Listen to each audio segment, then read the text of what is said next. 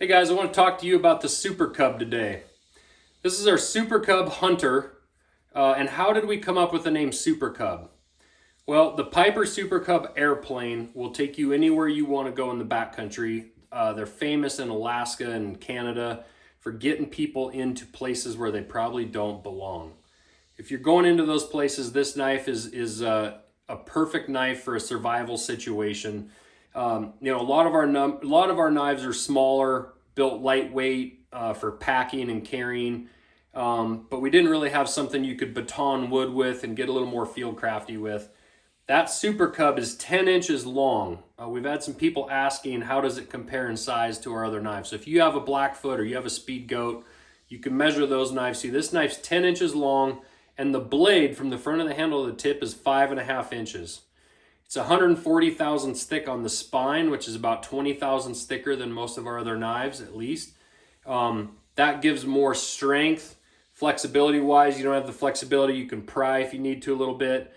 I will remind people, these tips are thin on these blades. They can break. So if you stick just the tip of that knife in somewhere and pry on it, you're going to break it. The reason for that is I still like to have a nice thin edge on a big knife. Even a big 10-inch camp knife, I like a nice thin edge. You want that to be able to pass through material easily, hide, hair, wood. Our heat treating is so good that we can have a thin edge like that and still abuse that edge. That also makes this knife really easy to resharpen. Most bigger knives like this you see from other factories are super thick edges. Yeah, they're almost unbreakable, but they're almost unusable as well.